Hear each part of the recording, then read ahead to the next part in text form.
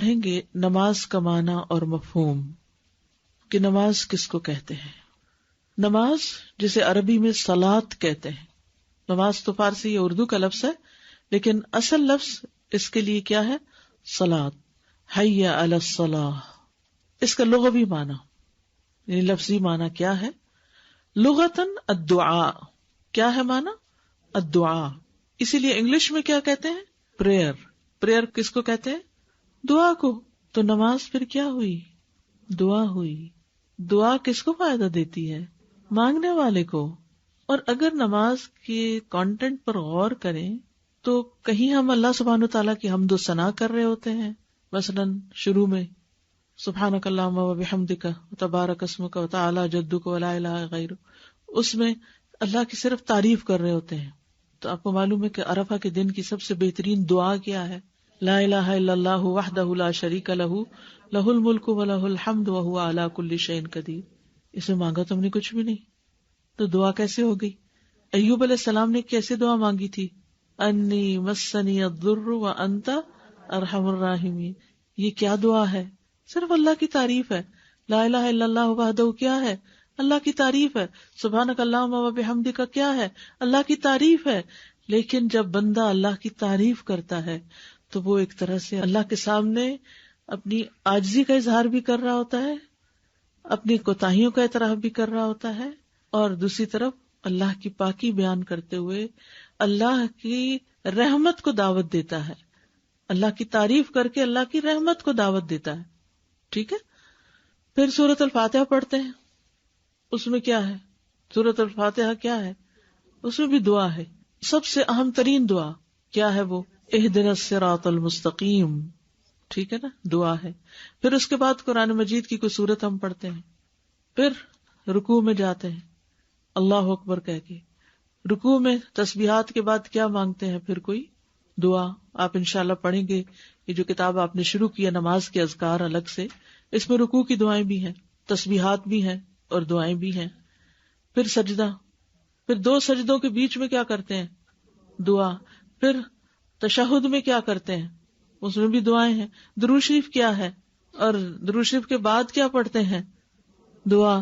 تو نماز کیا ہوئی؟ کبھی غور کیا آپ نے؟ سچ سچ بتائیے. ہم نماز لفظ بولتے ہیں، ہمیں نہیں پتا اس کا معنی کیا ہے، بس سنا تھا کہ نماز ہوتی ہے تو ہم پڑھتے ہیں نماز. روح نہیں پتا نا اس کی. دس از دا اسپرٹ آف صلاۃ. الصلاۃ الدعاء. اور اسی معنی میں اللہ تعالیٰ کا یہ فرمان ہے وصلی علیہم ان صلاتک سکن لہم، اور ان کے لیے دعا کیجیے، بے شک تمہاری دعا ان کے لیے باعث سکون ہے. اللہ سبحانہ وتعالیٰ اپنے حبیب محمد صلی اللہ علیہ وسلم کو حکم دیتے ہیں کہ آپ اپنے ساتھیوں کے لیے دعا کیجیے، کیونکہ آپ کی دعا سے انہیں سکون حاصل ہوتا ہے. تو ہمیں بھی دعا کا کلچر عام کرنا چاہیے. اپنے ساتھیوں کو، اپنے بچوں کو، اپنے پیاروں کو دعائیں دیتے رہنا چاہیے. یہاں پر معنی صلات کا کیا ہوا؟ یعنی ان کے لیے دعا کیجیے. یہ اس کا لفظی معنی ہے. لیکن لفظی معنی بھی اسی لیے ایسا ہوتا ہے کہ اس کے اندر بھی ایک روح ہوتی ہے اس کام کے کرنے کی. نماز کا اصطلاحی معنی کیا ہے؟ نماز قولی اور فعلی عبادت ہے. قولی اور فعلی عبادت ہے جو تکبیر کے ساتھ شروع کی جاتی ہے اور تسلیم کے ساتھ ختم کی جاتی ہے. اگر اس کو صرف لفظی معنوں تک چھوڑ دیا جاتا تو جیسے کچھ لوگوں نے کیا ہے، نہ سمجھو نے، ان کا کہ جی ہم نماز پڑھتے ہیں. بھی کیسے پڑھتے ہیں؟ ہم کرسی پہ بیٹھے بیٹھے ہی دعائیں کر لیتے ہیں، ہماری نماز ہو جاتی ہے. نہیں، ایسے تھوڑی نماز ہوتی ہے. یہ تو آپ نے نماز کو صرف لفظی معنوں میں لیا، لیکن نماز پراپر اسٹرکچرڈ چیز ہے. رائٹ. مثلاً ویسے بھی آپ دعائیں مانگتے ہیں لیکن ایک خاص فریم ورک کے اندر خاص ایکشنز کے ساتھ دعائیں جو مانگی جاتی ہیں وہ عبادت نماز کہلاتی ہے. تو آپ تعریف پہ غور کیجئے. نماز قولی اور فعلی عبادت ہے.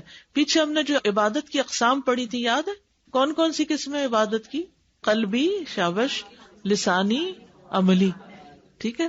تو نماز کون سی عبادت ہوئی؟ قولی اور فعلی. قولی فعلی یعنی زبان سے بھی ہم پڑھتے ہیں اور ایکشن بھی ساتھ ہوتے ہیں. اچھا، کچھ لوگوں کو میں نے دیکھا خود اپنی آنکھوں سے، اتفاق کی بات ہے، تو یہ نہیں کہ کسی کا جائزہ لینے کے لیے دیکھا، ایسے میری بیٹھی ہوئی تھی، میری نظر کسی پڑی، وہ نماز پڑھ رہی تھی اور لٹرلی ان کے دونوں ہونٹ جو تھے شروع سے آخر تک بند تھے. تو مجھے سخت کوفت ہوئی. میں نے کہا یہ کیا ہو رہا ہے, کیا یہ دل میں نماز پڑھ رہی ہیں؟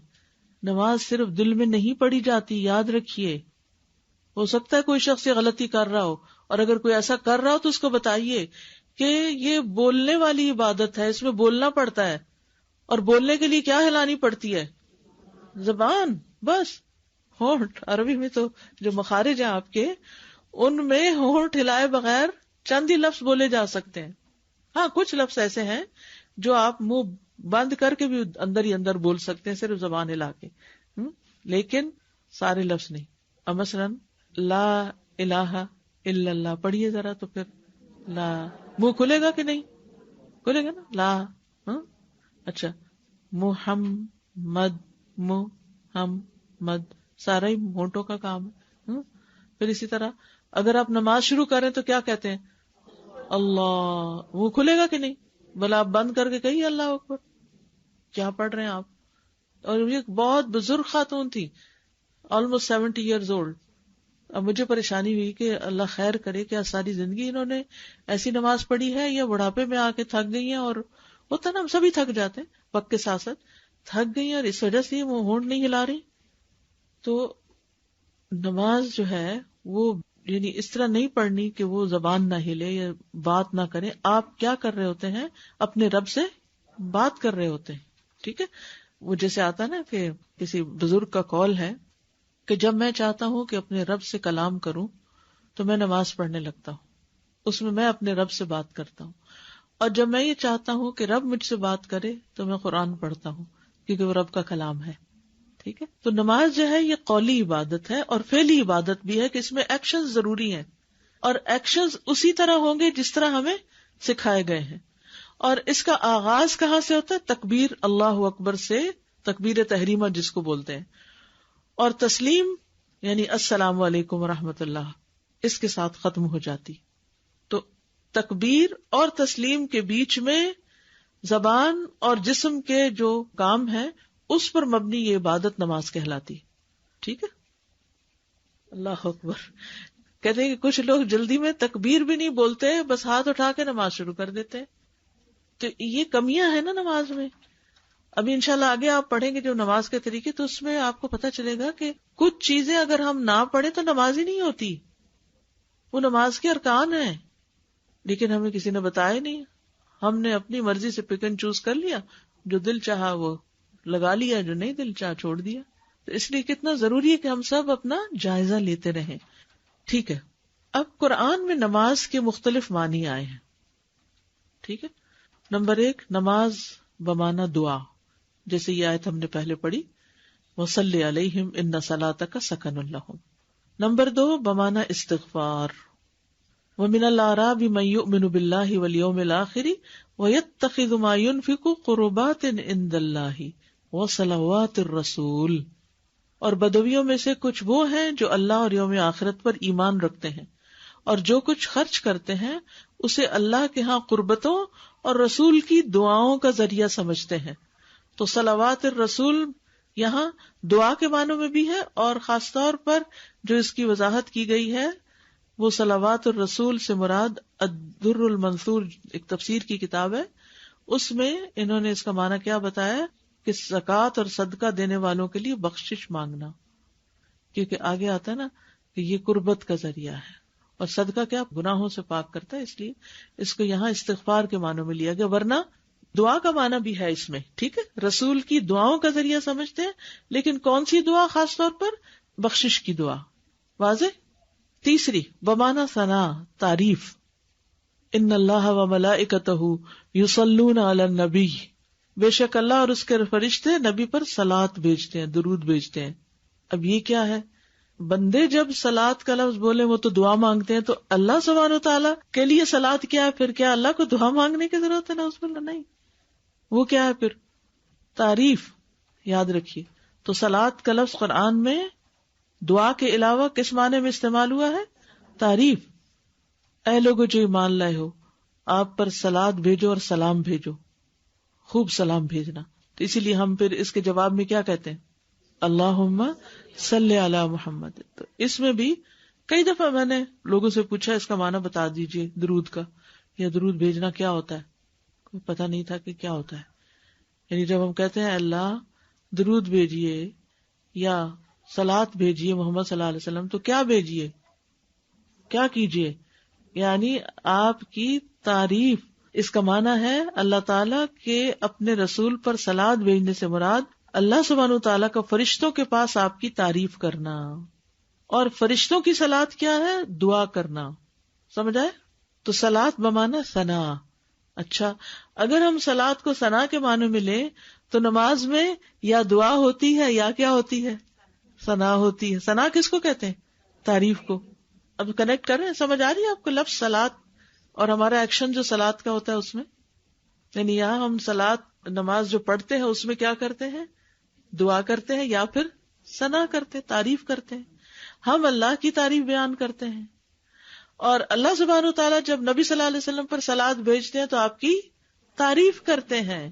ٹھیک ہے، کہاں کرتے ہیں؟ ملائے اعلیٰ میں.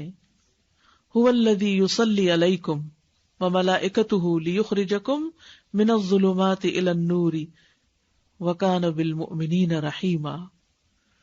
وہی ہے جو تم پر صلات بھیجتا ہے، اور یہاں یہ بمانا رحمت اور مہربانی کے ہے.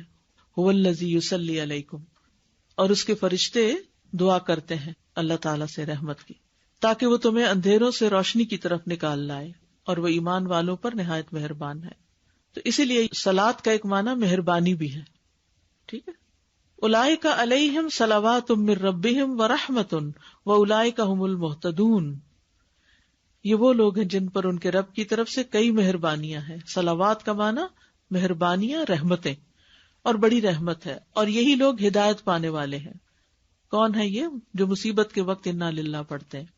تفسیر القرطبی میں ہے اللہ کے اپنے بندے پر صلات بھیجنے سے مراد دنیا اور آخرت میں اس سے درگزر کرنا، یعنی معاف کر دینا، اس پر اپنی رحمت اور برکت کرنا، اس کو شرف بخشنا ہے. اور رحمت کو 2 بار بیان کیا گیا، صلوات اور رحمت، کیونکہ معنی میں تاکید اور اس کو پختہ طریقے سے ادا کرنے کے لیے مختلف الفاظ لائے جاتے ہیں. یعنی ایک ہی بات کو جب بہت تاکید سے کہنا ہو تو ایک لفظ نہیں، 2 اور 2 سے زائد بعض اوقات. جیسے مثلاً اگر آپ چاہتے ہیں کہ ایک شخص دوسرے کو معاف کر دے، جیسے اللہ تعالیٰ میں قرآن مجید فرماتے یا ایھا الذین آمنوا، اور پھر واعفوا واصفحوا ان من ازواجکم واولادکم عدوا لکم فاعفوا واصفحوا واغفروا. تو یہاں 3 لفظ آگے، کئی 2 اور کئی 3. یہ 3 لفظ ایک ہی بات کے لیے آئے ہیں، تھوڑے تھوڑے فرق کے ساتھ. کیوں آئے ہیں؟ تاکید کے لیے. ٹھیک ہے. تو صلات کا ایک معنی کیا ہو گیا پھر؟ رحمت، مہربانی. ٹھیک ہے. پھر ہے صلات کا ایک معنی قرات، کیونکہ نماز میں ہم کیا کرتے ہیں؟ قرات کرتے ہیں. یہ آپ لفظ دیکھ رہے ہیں کیسے لکھا ہوا ہے؟ بعض لوگ الف کے اوپر حمزہ ڈال کے اس کو کیا پڑھنا شروع کر دیتے ہیں؟ قرات. ہمارے استاد نے بتایا تھا اس کا معنی ہوتا ہے اونٹ کی خارش. جی، قرات.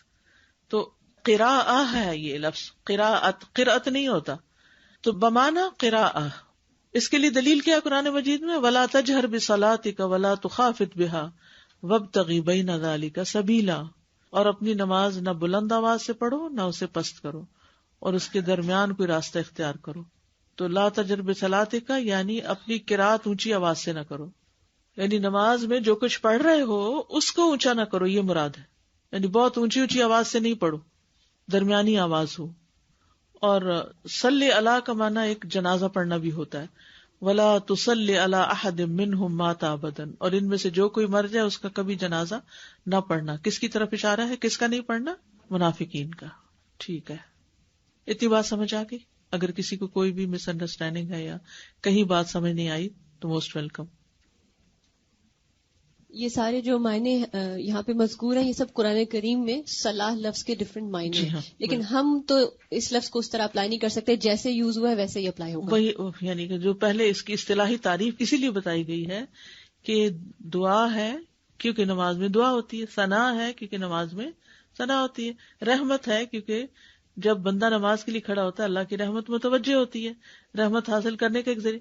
یہ ساری چیزیں نماز لفظ کے کنیکٹڈ تو ہیں، لیکن اصل میں نماز وہی ہے جو قولی اور فعلی عبادت ہے جس کا آغاز تکبیر سے اور اختتام تسلیم پر ہوتا ہے. یہ ہے اصل بات. ہو سکتا ہے آپ سمجھ رہے ہو کہ یہ ٹو مچ ہو گیا ہے، لیکن یہ وضاحت بہت ضروری تھی کیونکہ آپ لوگ قرآن کے بھی طالب علم ہیں نا، اور یہ سب چیزیں ہم وقتاً فوقتاً استعمال کرتے ہیں. نماز قولی اور فعلی ساتھ قلبی بھی تو ہوتی ہے. قلب اگر نہ بھی حاضر ہو تو نماز ہو جاتی ہے. اچھا ہے تو صحیح، لیکن اگر یہ شرط لگا دی جاتی کہ جس کا دھیان گیا کہیں اور اس کی نماز ہی نہیں تو پھر مشکل ہو جاتی.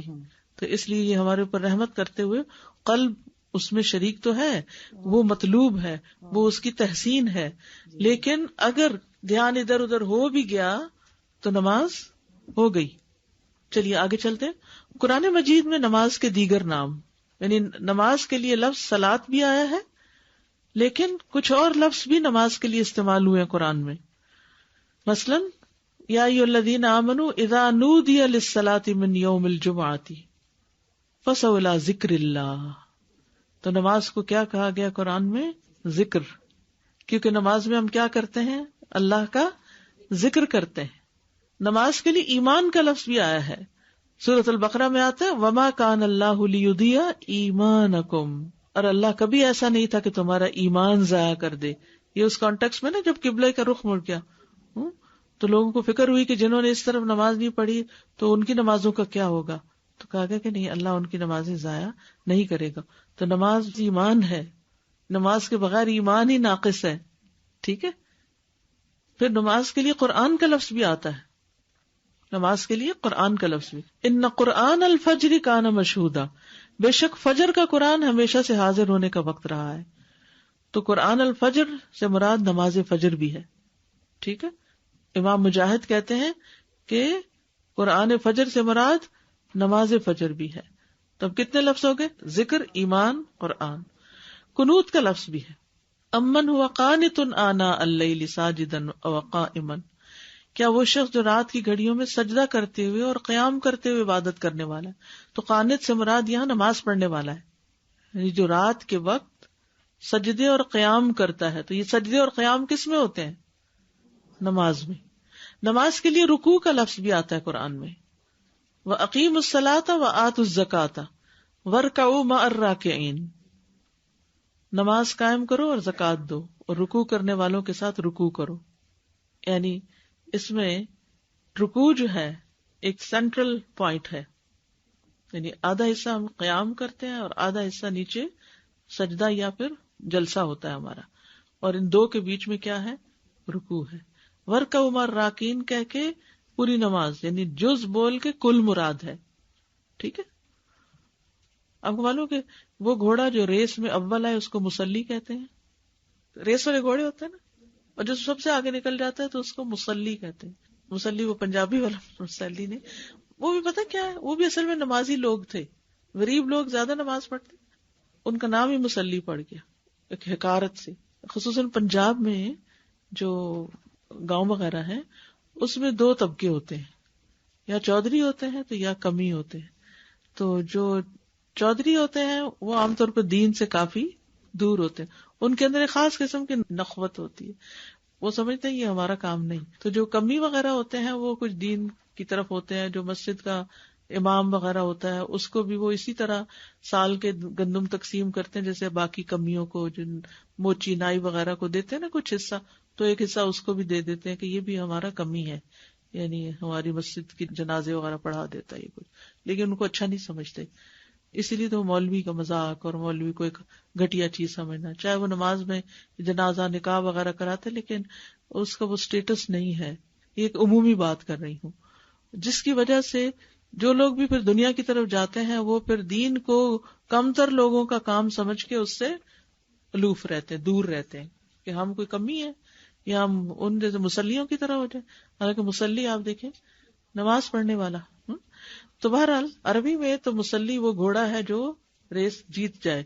تو ہماری بھی کامیابی کا انحصار کس پر ہے؟ ریس تبھی جیتیں گے جب نماز پڑھیں گے. بہرحال وَارْکَعُوا مَعَ الرَّاکِعِینَ اَیْ صَلُّوا مَعَ الْمُصَلِّینَ، اس کا معنی ہے نمازیوں کے ساتھ نماز پڑھو. وَإِذَا قِيلَ لَهُمُ ارْکَعُوا لَا يَرْکَعُونَ، جب ان سے کہا جاتا ہے کہ رکوع کرو تو رکوع نہیں کرتے، جھک جاؤ جھکتے نہیں. تو اس کا کیا مطلب ہے کہ انہیں ایسے کھڑے کھڑے کہا جاتا ہے جھک جاؤ؟ نہیں، اس سے مراد ہے نماز پڑھنے کو جب کہا جاتا ہے تو وہ نماز نہیں پڑھتے. ٹھیک ہے. تو یہاں رکوع نماز کا ایک صرف رکن ہے، لیکن جز بول کے یہاں پوری نماز مراد لی گئی ہے. امام مجاہد کہتے ہیں کہ ارکعوا کا معنی ہے نماز پڑھو، لا یرکعون کا معنی ہے وہ نماز نہیں پڑھتے. نماز کے لیے سجدے کا لفظ بھی ہے. فسبح بحمد ربک وکن من الساجدین، پس اپنے رب کی حمد کے ساتھ تسبیح کرو اور سجدہ کرنے والوں میں شامل ہو جاؤ. تو سجدہ بھی نماز کا ایک اہم رکن ہے. ٹھیک ہے. الذی یراک حین تقوم وتقلبک فی الساجدین، یہ ساجدین کون ہے؟ نمازی، نماز پڑھنے والے، مصلین. ٹھیک. یہاں تک کوئی بات آپ کہنا چاہیں؟ یہ جو ہے نا قرآن میں کہ فجر کی قرآن میں فرشتے حاضر ہوتے ہیں، ڈز اٹ مین دا نماز اٹ سیلف، اور کیا فجر کے بعد قرآن پڑھنا چاہیے؟ دونوں چیزیں ہیں اس میں. نماز فجر میں جتنی لمبی قرات کی جاتی ہے کسی اور نماز میں نہیں. نبی صلی اللہ علیہ وسلم اندھیرے میں نماز شروع کرتے تھے اور روشنی ہو جاتی تھی جب فجر کی نماز مکمل ہوتی. کہنے کو 2 رکعتیں ہیں، آگے انشاءاللہ تفصیلات آپ پڑھیں گے کہ کیا کیا پڑھتے تھے. مثلا جمعہ کے دن پہلی رکعت میں سورۃ السجدہ اور دوسری میں سورۃ الدہر پڑھا کرتے تھے. یہ عام معمول تھا. اب آپ دیکھیے کہ اگر آپ واقعی رتل القرآن ترتیلا کر رہے ہیں اور فجر کی 2 رکعتوں میں یہ 2 سورتیں پڑھ رہے ہیں، اگر قسمت سے زبانی یاد ہے تو کتنی لمبی نماز ہو جائے گی. اور وہ حدیث بھی یاد کیجئے جس میں آتا ہے کہ جو ملائکہ ہیں وہ فجر اور عصر کی نماز میں اپنی ڈیوٹی بدلتے ہیں. اس وقت رات کے فرشتے، نائٹ شفٹ والے اور دن کی ڈیوٹی سنبھالنے والے دونوں اکٹھے ہوتے ہیں. وہ فرشتوں کے اجتماع کا وقت ہے. تو مشہودہ حاضری کا وقت ہے. کس کی حاضری ہے؟ فرشتوں کی حاضری. یعنی اس وقت فرشتے خاص طور پہ دیکھ رہے ہوتے ہیں، اور جب واپس جاتے ہیں تو اللہ تعالیٰ کو تو معلوم ہے کہ کہاں سے آئے ہیں، لیکن اللہ تعالیٰ نمازیوں سے ایسی محبت کرتے ہیں، ان فرشتوں سے پوچھتے ہیں کہ تم نے میرے بندوں کو کس حال میں پایا؟ کہتے جب ہم گئے تھے تو بھی نماز پڑھ رہے تھے، جب چھوڑ کے آئے تب بھی نماز پڑھ رہے تھے. تو عصر کا وقت اور فجر کا مراد ہے. عصر کا وقت چھوٹا سا ہوتا ہے، فجر کا وقت طویل ہوتا ہے، اور عصر کی قرات سری ہوتی ہے، فجر کی قرات جہری ہوتی ہے. تو اس میں دیر تک قرات کی جاتی ہے. ہمارے ہاں عام طور پر رواج ہے مصحف کھول کے بیٹھ کے پڑھنے کا، کیونکہ ہمیں حفظ نہیں ہوتا، یا ہم نے نمازوں میں بس قل اللہ ہی پڑھنی ہوتی ہے. لیکن سب سے افضل قرات وہ ہے جو نماز کے اندر کی جائے. ٹھیک ہے. تو اگر کوئی شخص نماز میں لمبی قرات کر لیتا ہے تو ایک طرح سے اس کی قرات اس دن کا ورد یومی ہو جاتا ہے. ٹھیک ہے. اسی لیے جو اسلاف تھے وہ تہجد کی نماز میں اور فجر میں دن کا کوٹا پورا کر لیتے تھے. تو ہم چونکہ وہ 2 نہیں کر پاتے تو اس لیے ہمیں کس چیز کی ضرورت پیش آتی ہے؟ پھر فجر پڑھ کے پھر ہمیں بیٹھ کے مصحف کھول کے پڑھنا ہوتا ہے. اس میں کوئی حرج نہیں ہے، مصحف کھول کے پڑھنا بھی پسندیدہ ہے، لیکن افضل نماز کے اندر کی تلاوت ہے. تو خوش قسمت ہے حافظ لوگ کہ جو نماز میں زبانی سب کچھ لمبی لمبی صورتیں پڑھتے رہتے ہیں. واضح؟ جو فرشتے اوپر جاتے ہیں نا عصر کے نماز کے وقت، is it immediately after the اذان وین وی سے دا صلاح، اور از اٹ آفٹر صلاۃ جب ہم نماز پڑھ لیتے ہیں؟ جی. اس لیے دیر سے نہیں پڑھنی چاہیے، ورنہ وہ چلے جائیں گے اور آپ کی غیر حاضری نہ لگے. کیونکہ وہ نماز کس کی شمار ہوتی ہے جو تاخیر والی ہے؟ منافق کی. ٹائم پر نہیں پڑھتا، لیٹ کر کے پڑھتا ہے. تو اول وقت میں جو اثر پڑھی جاتی ہے اس وقت.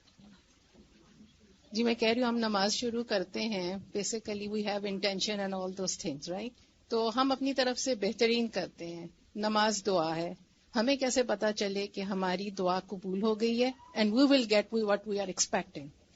جی وہ انشاءاللہ قیامت کے دن پتہ چل جائے گا. Not before that. نہیں، کوئی غیب کا علم، کوئی وحی آنی بند ہو گئی ہے نا. نہیں، ایک چیز ہوتی ہے نا، آپ ایک کام کر رہے ہیں، you see something happening, آپ کا کانفیڈینس بڑھ جاتا ہے. جی تو اس سے پتہ چل جائے گا نا. ورنہ یہ کہ ہم کرتے رہے. آپ دیکھیں اگر ہم غور کریں تو ہماری زندگی میں کئی چیزیں ہو چکی ہوتی ہیں لیکن ہم ریئلائز نہیں کرتے کہ یہ ہم نے کبھی دعا مانگی تھی. ہم اپنی دعا مانگ کے بھی بھول چکے ہوتے ہیں. عصر کی نماز کی 2 ٹائمنگز ہیں، ایک ارلی اور ایک جیسے حنفی اینڈ شافعی. ارلی احسن. سر میرا کل کے سلسلے میں ایک کوشچن ہے. مسجد میں جب نماز پڑھتے ہیں اور گھر میں نماز پڑھتے ہیں تو مسجد میں ذرا زیادہ خشوع ہوتا ہے، زیادہ وہ کوئی یعنی دکھاوے کی نماز تو نہیں ہے؟ وہ تو آپ کے دل کو پتا ہونا چاہیے کہ دکھاوے کی ہے یا نہیں. دوسرا تو کوئی نہیں بتا سکتا. اول وقت کیا ہوتا ہے؟ مطلب دیکھیں نا، جب اذان دی جاتی ہے تو مسجد میں اسلامک فائنڈرز کی ایپ ڈال لیجئے، اس سے جو ہی وہ اس میں آواز آئے گی، نوٹیفیکیشن آئے گا تو آپ اٹھ جائیے نماز کے لیے. چلیے آگے چلتے. اب ہم پڑھیں گے نماز کی فرضیت. اس کی کیا دلیل ہے کہ نماز فرض ہے؟ سنی سنائی تو ہمیں سب کو پتا ہے کہ نماز فرض ہے، لیکن اس کی دلیل کیا ہے؟ قرآن مجید میں اللہ سبحانہ تعالیٰ کا حکم ہے وَأَقِيمُوا الصَّلَاةَ وَآتُوا الزَّكَاةَ وَارْكَعُوا مَعَ الرَّاكِعِينَ، اور نماز قائم کرو اور زکوٰۃ ادا کرو اور رکوع کرنے والوں کے ساتھ رکوع کرو. اسی طرح سورۃ البقرہ کے بالکل شروع میں آتا ہے کیا؟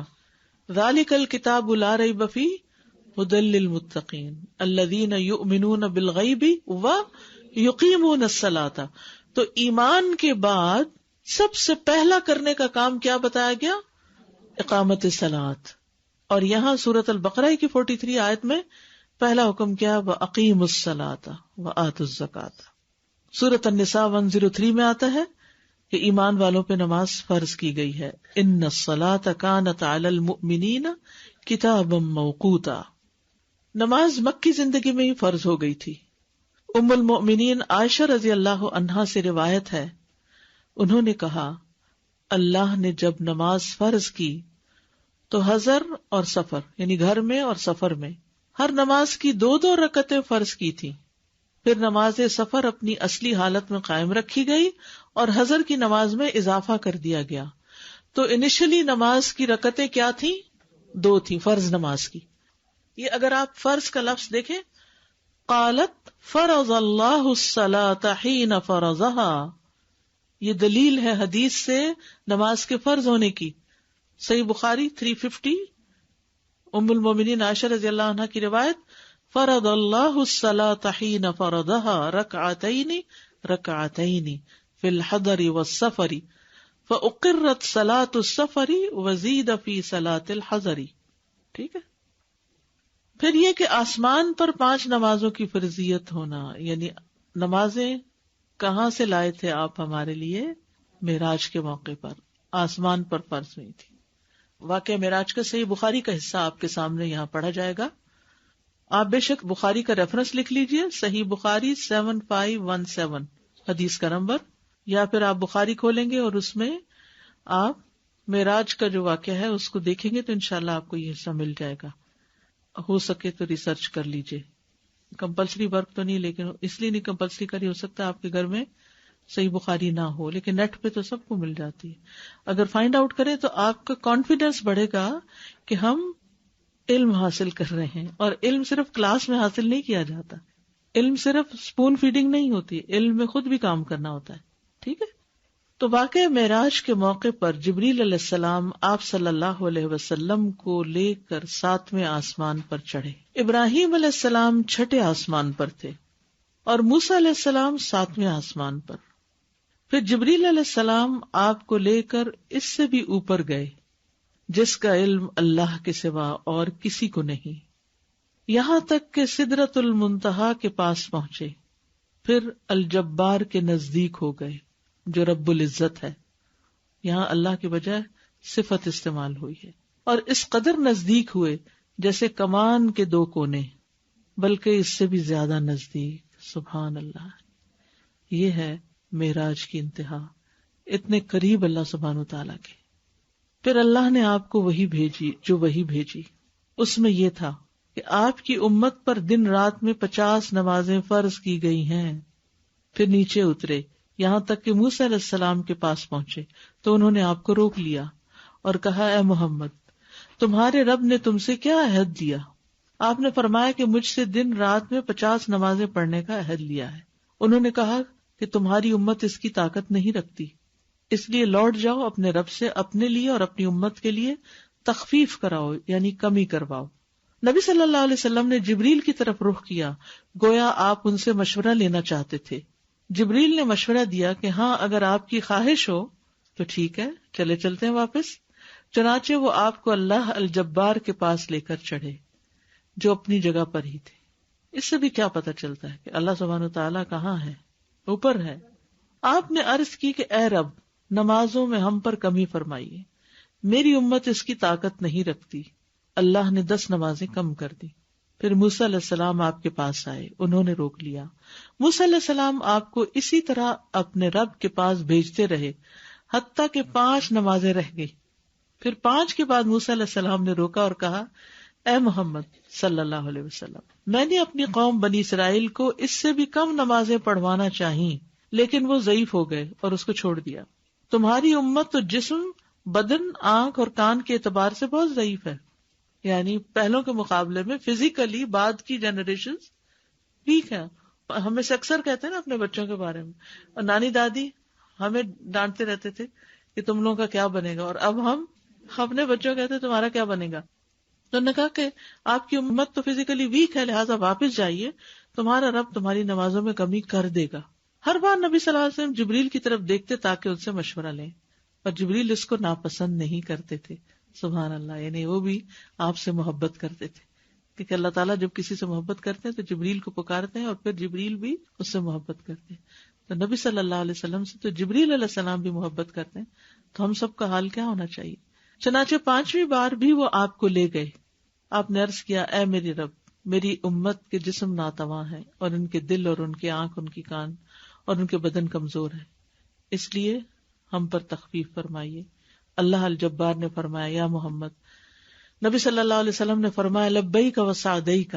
ادب دیکھیے, اللہ نے فرمایا, میرے پاس بات بدلی نہیں جاتی, جیسا کہ میں نے تم پر ام الکتاب میں فرض کیا ہے, یعنی اصل میں تو یہ 5 ہی ہیں, اس سے کم نہیں ہوگی. اور ایک اور روایت میں آتا ہے کہ انہوں نے کہا کہ مجھے شرم آتی ہے اب, اور میں نہیں کروا سکتا. اور فرمایا کہ ہر نیکی کا ثواب 10 گنا ہے. یہ گناہ نہیں ہے لفظ, ہاں ہٹانا چاہیے. بس یہ ام الکتاب میں 50 نمازیں ہیں, لیکن تم پر 5 ہی فرض ہے. سبحان اللہ, ہم سب جو 5 پڑھتے ہیں ان کو 50 نمازوں کا ثواب ملتا ہے روزانہ. تو آپ صلی اللہ علیہ وسلم موسیٰ علیہ السلام کے پاس واپس آئے تو انہوں نے پوچھا, تو آپ نے فرمایا, اللہ نے ہم سے تخفیف کر دی کہ ہر نیکی کے بدلے 10 گنا ثواب ملے گا. موسیٰ علیہ السلام نے کہا, میں نے بنی اسرائیل کو اس سے کم پر آزمایا ہے اور انہوں نے چھوڑ دیا, بس آپ واپس جائیے اور مزید کمی کرائیے. رسول اللہ صلی اللہ علیہ وسلم نے اس پر کہا, اے موسیٰ, اللہ کی قسم مجھے اپنے رب سے شرم آتی ہے کہ بار بار ایک کام کے لیے اس کی طرف جاؤں. تو 5 کے بعد آپ نہیں گئے. تو اس سے یہ پتہ چلتا ہے کہ 5 نمازیں فرض ہیں. حضرت انس بیان کرتے ہیں کہ ایک آدمی نے رسول اللہ صلی اللہ علیہ وسلم سے سوال کرتے ہوئے کہا, اے اللہ کے رسول, اللہ عز و جل نے اپنے بندوں پر کتنی نمازیں فرض کی ہیں؟ آپ نے فرمایا, اللہ نے اپنے بندوں پر 5 نمازیں فرض کی ہیں. اس نے کہا, اے اللہ کے رسول, ان سے پہلے یا بعد میں بھی کوئی نماز فرض ہے؟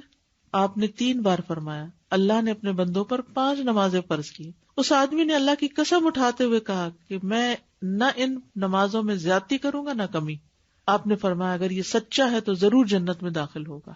یعنی جو شخص 5 کی 5 پڑھے وہ جنتی ہے انشاءاللہ. عبادہ بن صامت فرماتے ہیں کہ میں نے رسول اللہ صلی اللہ علیہ وسلم کو فرماتے ہوئے سنا, اللہ نے اپنے بندوں پر 5 نمازیں فرض کی ہیں. اب یہ سب دیکھیے حدیثیں, 5 نمازیں. تو اس میں 5 کا جو فگر ہے یہ امپورٹنٹ ہے. جس نے انہیں ادا کیا اور ان کا حق ہلکا سمجھتے ہوئے ان میں سے کچھ ضائع نہ کیا, تو اللہ کا اس کے لیے قیامت کے دن یہ عہد ہے کہ اس کو جنت میں داخل فرمائے. یہ وعدہ, یہ جو آپ سوال کر رہی تھی نا, یہ قبول ہے کہ نہیں, تو یعنی اگر ہم اپنے طور پر کوئی کمی نہ کریں, کرتے رہیں, تو انشاءاللہ قیامت کے دن اللہ تعالیٰ اپنے وعدے کو پورا کرے گا. اور جس نے ان کو ادا کیا مگر ان کا حق ہلکا سمجھتے ہوئے ان میں سے کچھ ضائع کیا, تو اللہ کا اس کے لیے کوئی عہد نہیں, وہ چاہے تو عذاب دے چاہے تو معاف کر دے. تو نماز کے معاملے کو ہلکا نہ سمجھیں. نماز ایسا فریضہ ہے جو کسی بھی حالت میں کسی سے بھی ساقط نہیں ہو سکتا. عمران بن حسین رضی اللہ عنہ کہتے ہیں کہ مجھے بواسیر کا مرض تھا, تو میں نے نبی صلی اللہ علیہ وسلم سے نماز کے بارے میں دریافت کیا. آپ نے فرمایا, کھڑے ہو کر نماز پڑھو, اگر اس کی بھی طاقت نہ ہو تو بیٹھ کر, اور اگر اس کی بھی طاقت نہ ہو تو پہلو کے بل لیٹ کے پڑھ لو. وہ آپ دیکھ رہے, کھڑے ہو کے پڑھو, نہیں ہو سکتے بیٹھ جاؤ, بیٹھ بھی نہیں سکتے لیٹ جاؤ, سائڈ پر ہو کر پڑھ لو. یعنی ضروری نہیں کہ لیٹ کر نماز جب پڑھی جائے تو اسٹریٹ ہی مریض کو کیا جائے. بعض مریض سیدھے نہیں لیٹ سکتے, تو اس میں جس اینگل پر بھی وہ ہیں اسی پر وہ نماز پڑھ لیں گے. ٹھیک ہے, تو یہاں تک یہ سارے دلائل تھے احادیث کی روح سے 5 نمازوں کی فرضیت کے. آپ ایک آیت یا ایک حدیث یاد کر لیجئے نماز کی فرضیت کی دلیل کے طور پر. مثلاً ان الصلاۃ کانت علی المؤمنین کتابا موقوتا. کتاباً، کتاب بھی فرض کو کہتے ہیں نا، ٹھیک ہے. اور اگر پہلے سے ہی آیت آتی ہے تو پھر کون سی یاد کر سکتے ہیں آپ؟ وَأَقِيمُوا الصَّلَاةَ وَآتُوا الزَّكَاةَ وَارْكَعُوا مَعَ الرَّاكِعِينَ. یعنی کوئی بھی اگر آپ کو کہے کہ اس کی کیا دلیل ہے کہ نماز فرض ہے، ہو سکتا ہے کوئی باہر کا نہیں، آپ کا اپنا ہی بچہ پوچھے، یعنی آپ کو کہاں سے پتا چلا نماز فرض ہے، تو آپ کیا کریں گے؟ قرآن میں ہے، قرآن میں یہ آیا ہے، دلیل سے جواب دیجیے. اور حدیث کون سی یاد کریں گے؟ سب سے چھوٹی جو ہے یہ مکی زندگی میں نماز فرض ہونے والی حدیث جو ہے، حدیث جبریل کا تقاضا نہیں کرتی آپ سے، حضرت عائشہ والی. کیا ہے حدیث؟ میں آپ کو عربی یاد کروا دیتی ہوں، کہیے میرے پیچھے. عن عائشہ ام المؤمنین قالت فرض اللہ الصلاۃ حین فرضها رکعتین رکعتین فی الحضر والسفر فأقرت صلاة السفر وزید فی صلاة الحضر. ٹھیک ہے. یہاں پر آپ نے ذکر کیا ہے ام الکتاب کا کہ وہاں 50 نمازیں فرض ہیں. ام الکتاب تو ام الکتاب آیا قرآن کا ہی دوسرا نام لوح محفوظ. اچھا کیا کہ آپ نے سوال کر لیا کہ ام الکتاب سے مراد لوح محفوظ ہے. قرآن مجید میں ایک دوسری جگہ بھی آتا ہے وَإِنَّهُ ام الکتاب.